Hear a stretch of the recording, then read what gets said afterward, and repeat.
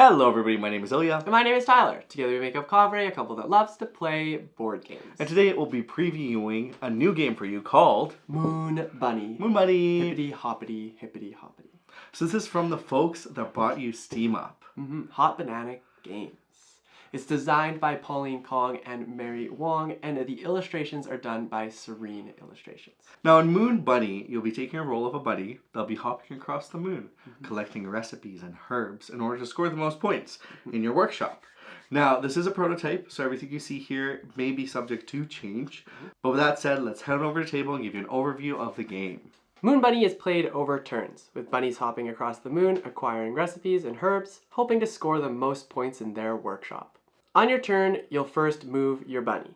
There's two different types of bunnies you'll have, and you'll start with the one that moves exactly 3 spaces, or the hopping bunny. But you can spend a mooncake to shift to one that moves in a straight line, the dashing bunny. Bunnies cannot move through other bunnies, but they may move from one side of the board to the opposite, as the moon is round after all. You'll take the tile where your bunny lands. You can place this tile in your workshop or your storage.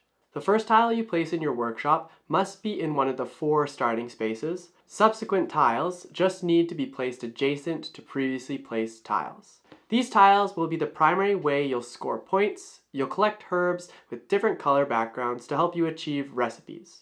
Some recipes will be scored once if they have points on the top left, while others can be scored multiple times if in the middle.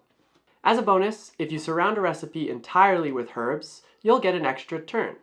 Now at the end of your turn, if a space has no bunny or tile, you'll refill it from the stack, either a recipe or a herb depending on what the space wants. Throughout the game, some spaces will become craters, decreasing the amount of herbs that are available on the board.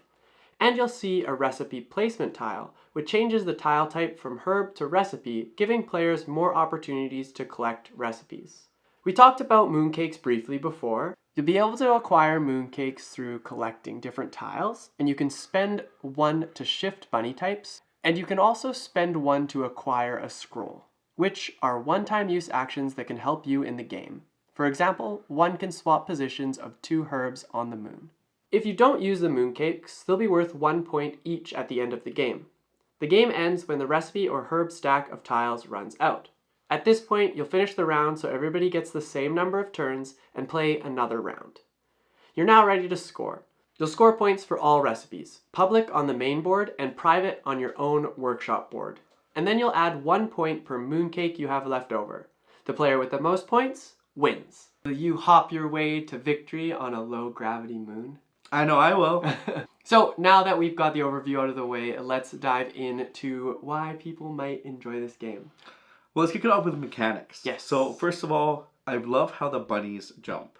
So you have 2 different bunnies and one of them hops, while the other one dashes. Yeah. And you can use mooncakes to interchange them when the circumstance needs to happen. But that gives you flexibility to collect the right different things and just explore the moon in the best way possible. Yeah, the movement of the bunnies is very interesting to be able to switch back and forth and then also plan ahead to where you might need to be landing. I particularly like the fact that you can't do a circle with the 3 movement bunnies, so you can't end adjacent to the space that you started. That's a clever little add because you won't be able to manipulate the board quite as well as you want to. Adds a bit of a puzzle. And then of course the mechanics of being able to select your own goals as they come up is very interesting. You'll always get something different, or maybe you won't get something different, but there's always a chance of new goals, different goals coming up, adding a little variability to the game that you're playing. And you'll always have the public goals to go for, Yes. but deciding when to pick up new recipes, knowing which ones to go for, is a really interesting kind of tug and pull element of the set collection game. Exactly. And there's so many different goals that every game you play is bound to be different. It's bound to test your brain in a different way and make you search for different ways to really optimize the points that you're collecting. Yeah, for reference, every herb, on the back of it, there's a recipe. So you'll select a set amount of each every game, and they'll stay the side that they're supposed to be up. But the variability... Exactly. The nice thing about having so much variability, though, on the counter side of it, is the mechanics are pretty straightforward. It's easy to like get to the table and play and explain to folks. So you're gonna be able to like get through more and more game, and because the game is only like 30 minutes long, you're gonna end up being able to again play more and more of it. And last but not least, this game is inspired by Asian folklore. It's a unique theme in the world of board games where we love to see unique themes. And there's always a little bit that you can learn. There's 6 different herb types in here. And by the end of the game, we were calling all the herbs what they're supposed to be called. So that was pretty fun. Or mistaking them for the wrong one and then referencing the card so we could correct ourselves. Exactly. So who is Moon Bunny for? That is a great question. I think we kind of touched on this a little bit when we talked about the highlights, but this game is a quicker game. It's also a lighter game, and it plays 30 to 40 minutes, I would say. So if that's like really your wheelhouse of board games, Moon Bunny is definitely worth checking out.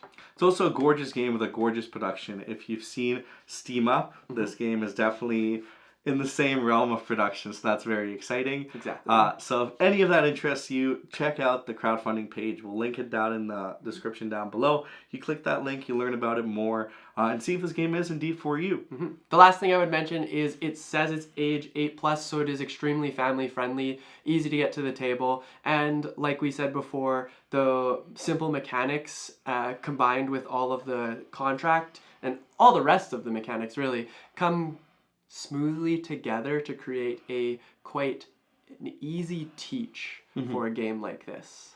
Yeah, it's a very easy teach. You move a bunny, grab a tile, add it to your workshop. Exactly. See what happens.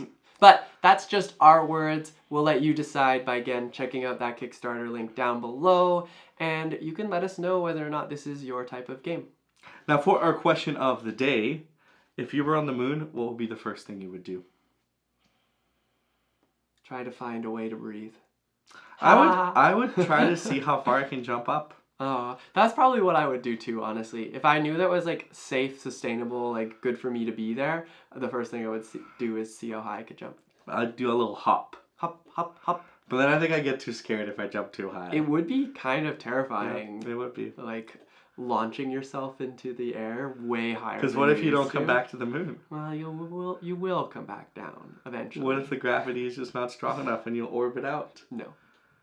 Well, thank you so much for watching. If you enjoyed this video, give us that thumbs up, hit that subscribe button if you're new here, because we talk about board games on a weekly basis, and we love it that you've joined us.